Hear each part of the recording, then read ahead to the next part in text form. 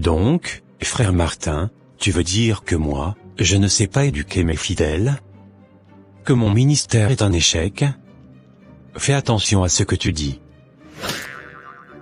Pasteur, je n'ai pas dit cela. Mais quand un arbre produit un fruit amer, il faut bien regarder la racine, non? Du n'importe quoi. Là tu m'insultes, Martin. Tu me manques de respect dans ma fonction. Est-ce parce que je suis assis dans ta maison que tu crois pouvoir me parler ainsi? Non, pasteur. Je vous parle en homme, pas en esclave. J'ai trop longtemps gardé le silence, pendant que ma maison se vide au nom de la foi. Je ne reconnais plus ma femme. Elle prie, elle jeûne, mais elle ne me parle plus, ne m'écoute plus, ne s'occupe même plus du foyer. Dites-moi, pasteur, est-ce cela, servir Dieu? Martin, tu dépasses les bornes. Tu veux faire passer l'homme de Dieu pour un fautif? Si Dieu t'entend, malheur à toi. Dieu m'entend, justement. Et c'est lui qui me donne le courage de dire la vérité ce soir. Martin. Tes paroles sont pleines d'orgueil et d'irrespect. L'Esprit de Dieu n'habite pas dans un cœur rebelle comme le tien. Et pourtant, pasteur, cet esprit rebelle, comme vous dites, c'est lui qui travaille pour nourrir cette maison. Pendant que vous remplissez son esprit, moi je remplis la marmite.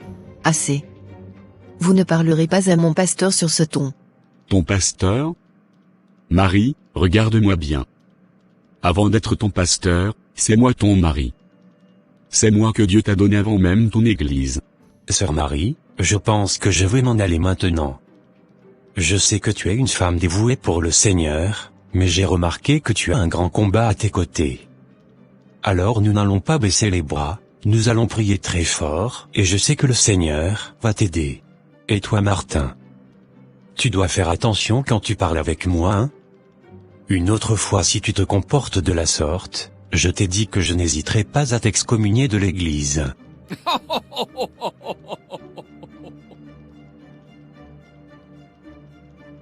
Le monde d'aujourd'hui est très compliqué vraiment. Même les soi-disant hommes de Dieu, commencent à boire certaines choses qui troublent vraiment la tête. Tu menaces de m'excommunier de ton église, m'as-tu déjà vu venir là-bas, pour m'excommunier? Mais toi, tu es vraiment ivre. Moi ivre? Je m'en vais seulement. Au lieu de créer un scandale ici, ça ne sera pas bon pour ma réputation. Oh, désolé papa, je viens vous accompagner un peu. Tu as osé traiter un homme de Dieu comme ça. J'arrive et tu vas me sentir aujourd'hui. Voyez-moi cet idolâtre. Pasteur. Attendez, je vous en prie. Je m'excuse pour le comportement de Martin. Vous savez, ce n'est pas lui-même qui parle. Ce sont les esprits impurs qui l'utilisent pour vous manquer de respect. Oui, ma sœur, je sais.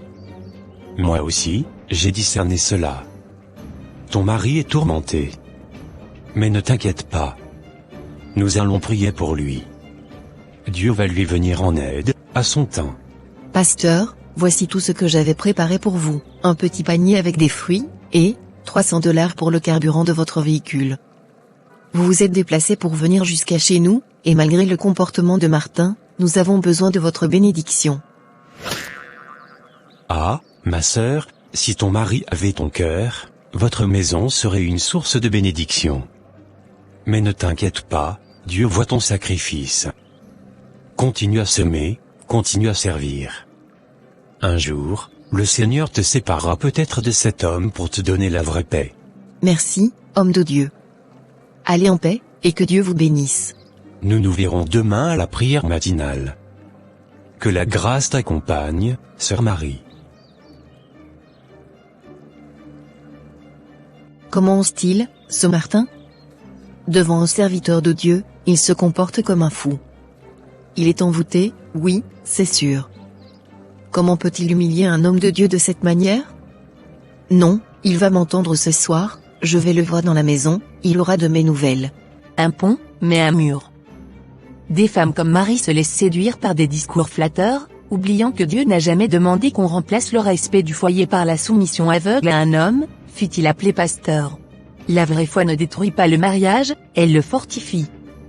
Mais quand le cœur se détourne de l'amour, même la prière devient un instrument de division. Et pendant que certains hommes de Dieu s'enrichissent de la naïveté des fidèles, les foyers se vident de paix et d'équilibre. Marie croit servir Dieu, mais en vérité, elle sert un homme. Alors, mes bien-aimés, cette vidéo est le fruit de plusieurs heures de travail. Si vous pouvez nous aider à faire grandir cette chaîne le plus rapidement possible, en partageant, en commentant, et surtout, en nous laissant un petit j'aime, n'attendez pas la fin pour le faire. Merci beaucoup pour ce geste d'amour et de soutien. Que Dieu vous bénisse abondamment. Mais enfin, Martin. Qu'est-ce qui t'a pris de parler comme ça à un homme de Dieu? Tu veux attirer le malheur sur cette maison? Tu es envoûté ou quoi? Moi, envoûté? Non, Marie. Envoûté, c'est toi. Regarde-toi bien. Tu ne vois même plus clair.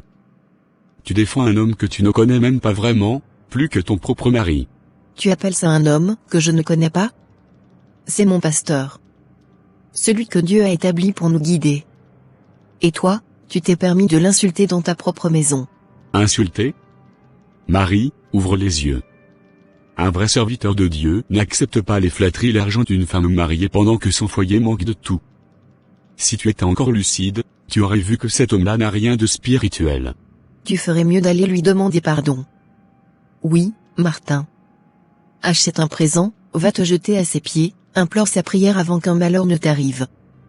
Tu penses que tu vivras en paix après ce que tu viens de faire? Pardon? Moi? Marie, je perds mon temps à discuter avec une femme devenue folle. Dis-moi, j'ai vu ce que tu as fait dehors. Tu as couru derrière ton soi-disant homme de Dieu, avec des colis dans les mains, et de l'argent, hein?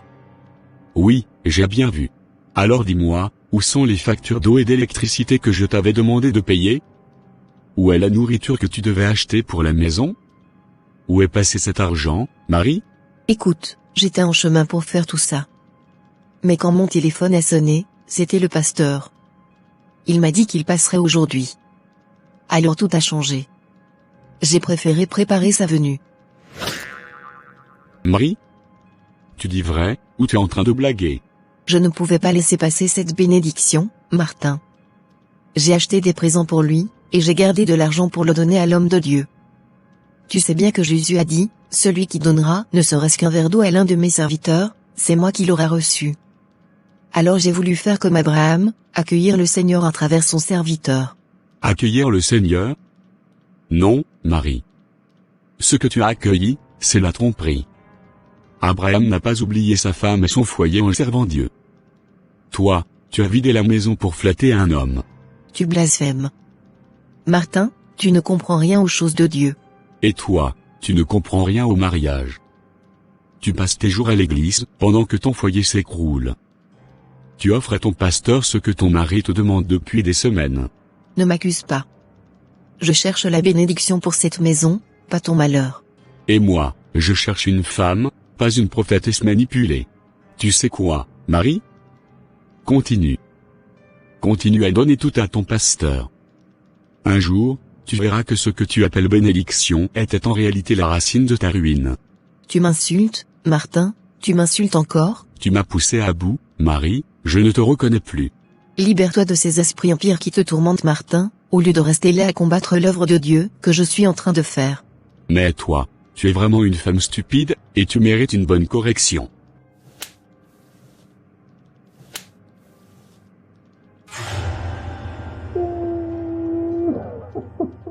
C'est juste un avant-goût de ce que je peux faire. La prochaine fois que tu oserais encore te comporter de la sorte, tu verras de quelle boîte d'allumage je m'allume. Il est écrit, on vous persécutera à cause de mon nom. Je sais ce que Jésus a dit à ses disciples, on nous haïra, on nous persécutera, certains même mourront pour son nom. Mais cela ne m'empêchera pas de servir le Seigneur. Tu peux me menacer, me frapper, me déshonorer. Je ne cesserai jamais de servir mon Dieu à cause de tes intimidations. Alors continue ta route, mais ne viens pas pleurer quand ta maison sera détruite et que la paix nous aura quittés.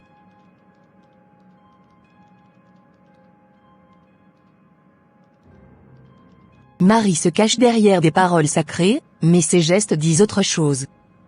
Elle croit se défendre au nom de Dieu, et pourtant, chaque don, chaque flatterie offerte à l'homme qui la console éloigne un peu plus l'amour qui devait habiter son foyer. Martin, lui, reste brisé, il voit sa maison se transformer en hôtel pour un autre que lui. Il parle de la foi, mais ne parle plus d'eux. Ici, la foi devient prétexte, la prière devient monnaie, et le cœur du couple se fissure. Qui saura recoller ces morceaux avant qu'il ne soit trop tard? Mes chers frères et sœurs, que la paix du Seigneur soit avec vous. Aujourd'hui, je vous annonce un programme très spécial, 120 jours de prière intense et de jeûne spirituel. Durant ces 120 jours, tous ceux qui occupent un poste à la tête des comités, des départements et des intercessions, devront être présents en permanence ici, à l'église. Et à la fin de ces jours glorieux, nous inaugurerons notre nouveau temple à étages, que Dieu nous a permis d'achever. Mais, mes bien-aimés, une œuvre aussi grande exige aussi, de grands sacrifices. N'amenez pas des petites sommes, non. Venez avec des offrandes puissantes, des montants dignes de votre foi. Car sans argent, l'Évangile ne peut pas atteindre les extrémités de la terre. Pendant ce jeûne, nous devrons manger, nous laver, dormir ici, et tenir ferme dans la prière. Alors que chacun prépare son cœur, et son offrande. Pour ces 120 jours de feu et de gloire. Maintenant vous pouvez rentrer chez vous vous préparer, et dans 3 jours nous démarrons le séminaire. 120 jours de prière, présence obligatoire, et avec de grosses sommes, je sais bien que si je dis à Martin, il ne me laissera jamais partir. Il dira encore que le pasteur nous manipule. Toujours la même chanson. Mais moi, je veux la bénédiction. Je veux voir la gloire de Dieu dans notre maison. Oui, je vais trouver un moyen. Martin garde toujours la clé du coffre au même endroit. S'il s'absente ce soir, je prendrai l'argent. Pas pour moi, mais pour Dieu. Je lui écrirai une lettre. Il comprendra plus tard. Quand les bénédictions tomberont, il saura que j'ai bien fait. Seigneur, donne-moi la force d'agir pour ton œuvre. Même si mon mari ne comprend pas, toi tu sais que je t'aime. Bon, je suis prête. Je vais maintenant écrire la lettre à ce monsieur, pour que quand il sera de retour, qu'il ne puisse pas avoir les yeux rouges, en pensant peut-être qu'on a cambriolé son argent. Non. C'est moi qui ai pris ça pour l'œuvre du Seigneur. 10 000 $, Seigneur, je sème pour ta gloire. Bénis cet argent. Qu'il ouvre les portes fermées dans ma vie. Bon, j'ai fini d'écrire ma lettre, maintenant moi-même je vais d'abord essayer de la lire. Et savoir si ce que j'ai écrit, est lisible. Mon amour, je suis parti à l'église pour la grande prière de 120 jours. J'ai apporté une offrande de 10 000 $ pour soutenir l'œuvre de Dieu. Ne sois pas fâché, je reviendrai après la prière. Ce n'est pas une perte, c'est une bénédiction. Que Dieu te garde, ta femme, Marie.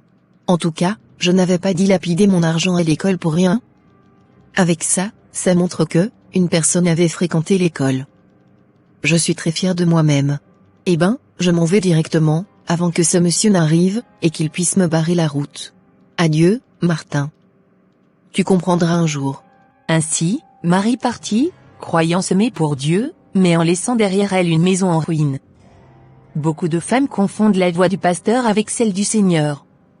Elles donnent tout, sauf ce que Dieu demande vraiment, l'amour, le respect, et la sagesse.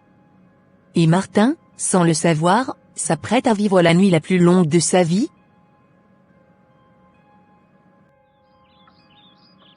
Tiens, pourquoi tout est calme comme ça, Marie? Marie? Tu es où? C'est quoi ça? Mon Dieu, qu'est-ce que cette femme a fait? 10 000 $? Pour l'œuvre de Dieu? Mais c'est quoi, ça, une femme ou un démon que j'ai épousé? Ce n'est plus une maison, c'est un cauchemar. Je me tue chaque jour pour qu'on vive bien, et elle prend tout, tout. Et elle part comme une voleuse, au nom de Dieu. Dois-je aller là-bas? Créer un scandale dans cette église?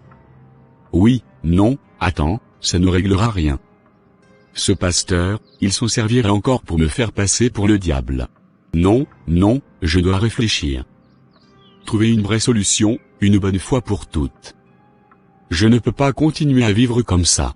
Cette fois, ce n'est plus seulement une histoire d'argent, c'est une guerre pour ma maison. Et je vais la gagner. Ce soir-là, Martin ne dormit pas. Son cœur brûlait de colère, mais aussi de douleur. Car quand l'amour se transforme en combat spirituel, ce ne sont plus les démons qui détruisent le foyer, ce sont les incompréhensions déguisées en foi. Et quelque part, dans le silence de la nuit, une décision venait de naître dans le cœur d'un homme blessé.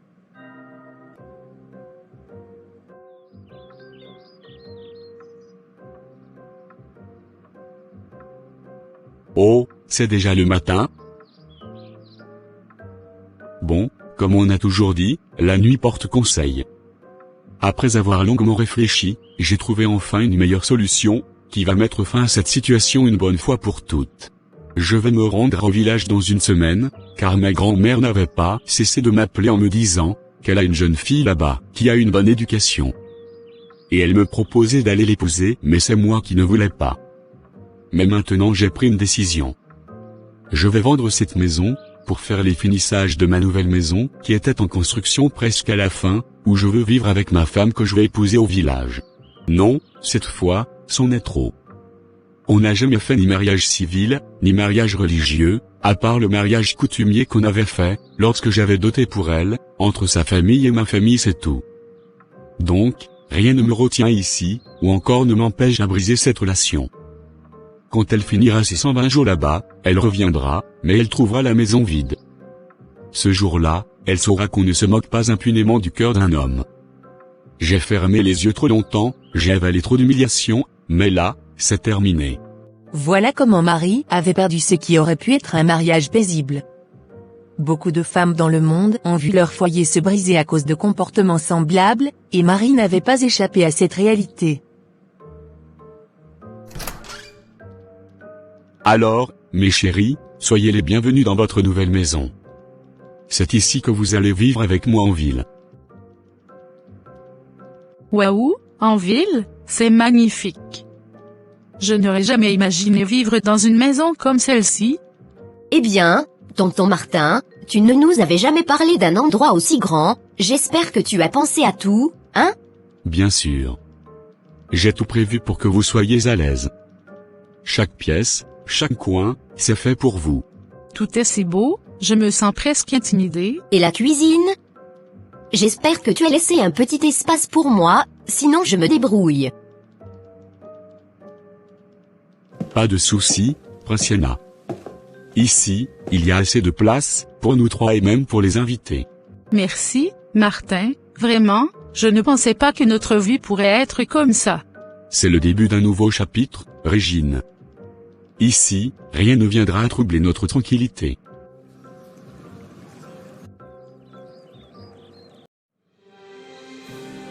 Mes chers frères et sœurs, vous pouvez vous acclamer. Oui, applaudissez pour vous-même, car vous êtes vraiment des gens formidables.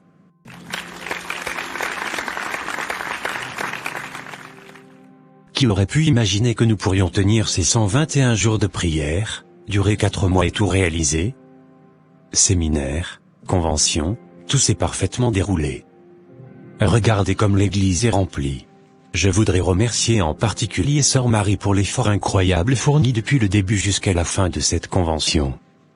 Elle a contribué avec une somme extraordinaire, une générosité que personne d'autre n'a pu égaler.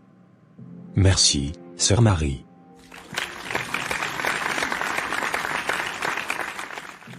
Maintenant, vous pouvez rentrer chez vous dans la paix du Seigneur. N'oubliez pas les cultes de dimanche. Nous sommes dans une nouvelle dimension. Votre manière de donner doit maintenant correspondre à cette dimension. Pensez grand, donnez comme des grandes personnes. Voilà, c'est fini, enfin. J'ai servi le Seigneur aujourd'hui, j'ai donné le meilleur de moi-même. Maintenant, il va falloir rentrer à la maison, et affronter mon mari, pour ces $10 000 que j'ai donnés. Ce ne sera pas simple, mais au moins, j'ai fait ce qu'il fallait. J'ai servi Dieu. Et ça, personne ne pourra me l'enlever. Enfin, chérie, voilà de retour à la maison. La prière a été formidable, et tu ne vas même pas imaginer, les genres de visions que j'ai eues, concernant notre futur. Mais, madame, Qui êtes-vous? Et que faites-vous ici? Est-ce ainsi qu'on entre chez les gens? Quelle manière de faire? Tu ne sais pas frapper à la porte, et lorsqu'on t'accorde la permission d'entrer, tu te comportes ainsi? Va vite dehors, avant que je ne crie sur toi, voleuse, voleuse. Seigneur mon Dieu mon roi. Qu'est-ce que je suis en train de vivre? La tentation dans ma propre maison après cette longue période de prière intense? Non.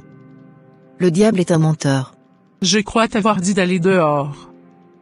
Tu veux que j'appelle les gens, maintenant?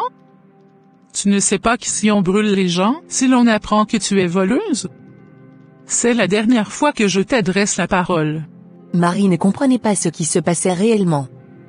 Elle croyait qu'elle était encore dans sa maison, pourtant, la maison avait déjà été vendue par son mari, pendant qu'elle passait ses 120 jours de prière.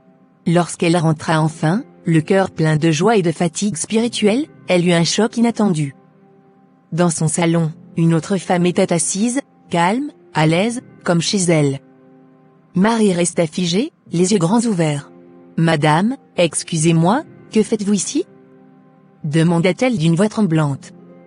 Mais la réponse qu'elle reçut allait briser tout ce qu'elle croyait encore tenir debout. « Alors, on se retrouve très bientôt, mes chers amis, pour la suite de cette belle histoire. » Que se passera-t-il quand Marie découvrira que la maison a déjà été vendue, et que Martin s'est remarié avec une autre femme?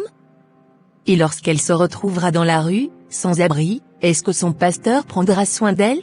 Ne manquez pas le prochain épisode, le retour de Marie, là où tout pourrait encore changer. À très bientôt pour la suite de cette belle histoire. Bye bye. Alors, mes bien-aimés, cette vidéo est le fruit de plusieurs heures de travail. Si vous pouvez nous aider à faire grandir cette chaîne le plus rapidement possible, en partageant, en commentant, et surtout, en nous laissant un petit j'aime, n'attendez pas la fin pour le faire. Merci beaucoup pour ce geste d'amour et de soutien. Que Dieu vous bénisse abondamment. Bienvenue sur votre chaîne d'animation chrétienne, Gloire de Sion. Là où chaque histoire éclaire vos cœurs. Abonnez-vous massivement, aimez nos vidéos et partagez-les s'il vous plaît, pour faire grandir cette chaîne, le plus rapidement possible. Merci de votre fidélité.